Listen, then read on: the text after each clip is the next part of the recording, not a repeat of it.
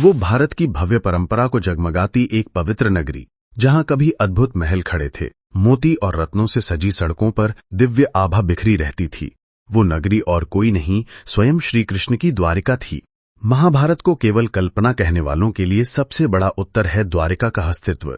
केवल भारतीय ही नहीं, अंतर्राष्ट्रीय पुरातत्वविद और भूगर्भ वैज्ञानिकों ने भी यहां अनुसंधान किया और परिणाम ये बताते हैं कि हजारों साल पहले यहां एक योजनाबद्ध मानव निर्मित नगर बसाया गया था।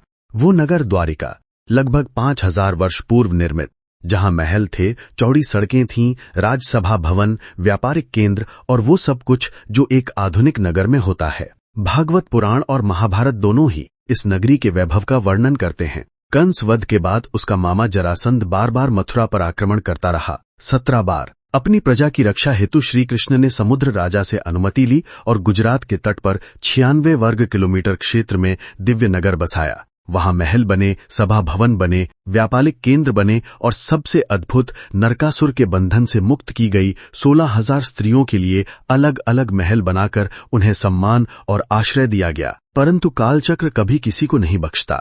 धरती पर अपना कार्य पूर्ण कर श्री कृष्ण ने बाण का आघात पाकर अपनी लीला समाप्त की। उनके प्रस्थान के बाद द्वारिका समुद्र की लहरों में समा गई। आज भी नक्शे पर आप देखेंगे कि समुद्र तट के किनारे डूबे हुए भूभाग स्पष्ट दिखाई देते हैं। प्राकृतिक आपदाओं ने इतिहास में कई नगरों को समुद्र में डुबो दिया। वैसे ही श्री कृष्ण की द्वारिका भी लहरों के नीचे चली गई, पर उसकी स्मृति, उसकी भव्यता और उसके पुरातात्विक प्रमाण आज भी हमें महाभारत के सत्य का बोध कराते हैं। इतिहास के ग्रंथ बताते हैं कि ईसा की 5वीं शताब्दी में गुरुलक सिंह ने नई द्वारिका का निर्माण कराया, पर वो भी समय के साथ कई आक्रमणों और विपत्तियों का शिकार बनी।